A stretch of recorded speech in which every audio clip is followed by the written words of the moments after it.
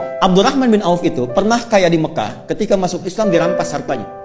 Sengaja tidak dieksekusi oleh orang kafir Quraisy untuk menunjukkan kepada khalayak yang bangsawan yang kaya lagi, jangan ikuti nih. Kalau diikuti jadi begini. Dirampas hartanya, diberikan pilihan. Kalau engkau tinggal di Mekah, tidak hijrah ke Madinah, ke Yathrib, kami berikan semua hartamu lagi, kami angkat jadi orang hartawan yang paling tinggi statusnya, dan kami muliakan semuanya. Tapi kalau engkau memilih hijrah, kami rampas semua hartamu, silahkan pergi, jangan bawa apapun, kecuali pakaian yang melekat di badan. Sengaja nggak dieksekusi. Beliau memilih berangkat untuk hijrah. Yang jadi persoalan, itu istrinya, keluarganya. Mau ikut suami, bawa pakaian, silahkan pergi. Belum tentu selamat, 400 kilo. Tapi kalau engkau tinggal di sini, kami berikan semua harta suamimu, dan silahkan pilih pemuda paling tampan yang mau dinikahi, kami fasilitasi. Sebentar ya Pak ya. Kalau ibu dalam posisi istrinya Abdurrahman bin Auf,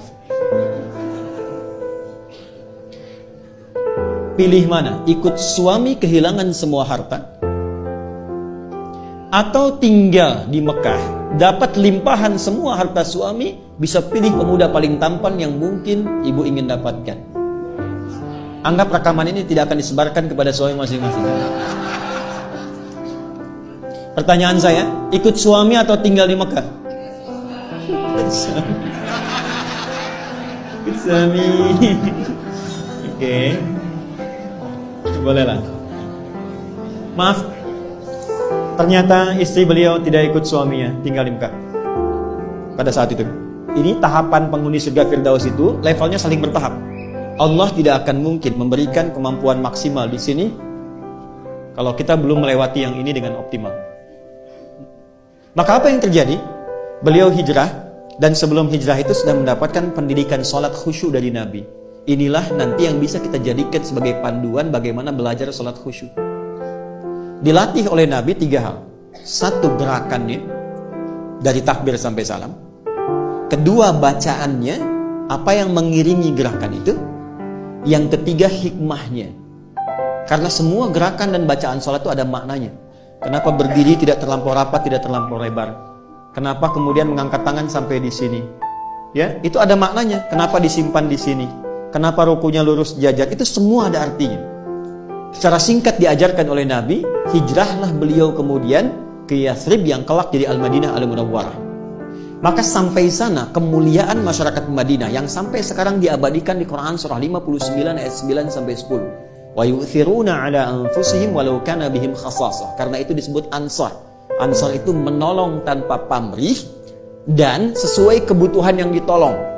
Jadi kalau ada orang kehausan, yang datang menyambut yang bawa minuman. Orang lapar, yang datang menyambut yang bawa makanan. Abdurrahman bin Auf pernah kaya, jatuh fakir, yang menyambutnya orang paling kaya di Madinah. Pilihannya 2. Perhatikan baik-baik. Akhil karim, bahas kita, saudaraku yang mulia. Sami'tu annaka kunta ghaniyya. Saya dengar Anda pernah kaya sebelum kesini. Kalau ingin kaya lagi, ambil setengah harta saya. Dan saya dengar Anda ditinggalkan istri Anda di Mekah. Pilih perempuan paling cantik di Madinah. Sekalipun bagian dari keluarga saya akan fasilitasi pernikahan. Gantian ya Bu ya, gantian. Kalau Bapak di situasi itu, suruh milih. Ambil setengah harta saya, pilih perempuan paling cantik, sekalipun itu bagian dari keluarga, aku fasilitasi pernikahannya. Anda terima atau tidak ditolak sama sekali? Saya paham Bu pilihannya, karena itu percuma saya tawarkan ditolak. Ya, enggak, orang paling kaya ini bicara demikian karena paham. Orang yang sudah terbiasa dengan keadaan tidak mudah menyesuaikannya. Beliau kira Abdurrahman bin Auf itu seperti itu. Kan di fisika juga begitu kan? Ya, gaya itu kan F1 sama dengan F2, gitu kan? Kalau naik hartanya banyak, naiknya kan turunnya beda. Kalau sedikit naik angkot turun tawadu, sedekah, gitu kan? Ya, yang repot kan hukum Pascalnya. F berbanding lurus dengan P kan, tekanan. Gaya berbanding lurus dengan tekanan. Semakin banyak gaya, semakin tertekan. Itu problemnya. Nah, dia melihat Abdurrahman bin Auf ini barangkali sudah di level tinggi, gayanya tinggi, jadi tekanan. Dia lupa bahwa beliau sudah diajarkan cara sholat yang benar. Itu cuma dipraktekkan, berdiri begini.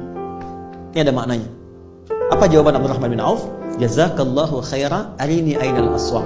Semoga Allah memuliakan dan memberikan Anda pahala. Cukup tunjukkan kepadaku di mana pusat bisnisnya. Berdiri. Kalau masih mampu menegakkan diri kita, jangan gantungkan kehidupan pada orang lain. Oke? Cuma 2 tahun. Dari penyalur kambing, 2 tahun hartanya bertambah, 3 tahun jadi orang paling kaya pada masa itu. Dari nomor 3, nomor 2 langsung jadi nomor 1. Levelnya dari sini dulu sampai ke sini. Dan Abdurrahman bin Auf setelah menjadi kaya, sepeninggal Nabi, heboh Madinah, pekerjaannya setiap bulan cuman menyantuni semua orang di Madinah. Yang sudah nggak bisa bekerja disantuni sepertiga orang Madinah. Yang belum punya pekerjaan sepertiga dimodali oleh beliau. Yang sudah ada diinfaki oleh beliau. Jadi sekampung Madinah, sekota pada saat itu mendapatkan bagian dari hartanya Abdurrahman bin Auf. Jadi cari kerjanya tuh untuk amal. Apakah berkurang hartanya? Tidak, malah makin kaya. Malah makin kaya. Ada riwayat yang memang perlu diverifikasi tapi diduga benar. Bahwa ketika heboh datang hartanya Abdurrahman bin Auf dengan banyaknya unta, banyak unta dalamnya ada mutiara, emas, macam-macam dan sebagainya. Kata Sayyidah Aisyah, aku mendengar hisabnya Abdurrahman bin Auf itu tidak mudah, saking banyaknya. Maka beliau katakan, semua yang ada sekarang, yang datang, aku sedekahkan untuk kepentingan umat Islam. Semua. Kalau ada 600 truk isinya emas, perak, mutiara, berlian dan sebagainya, diberikan kalimat ringan begitu semua disedekahkan. Dan beliau kan termasuk yang dimuliakan ke surga dengan cepat. Kebangetan kayanya dan cepat banget masuk surganya.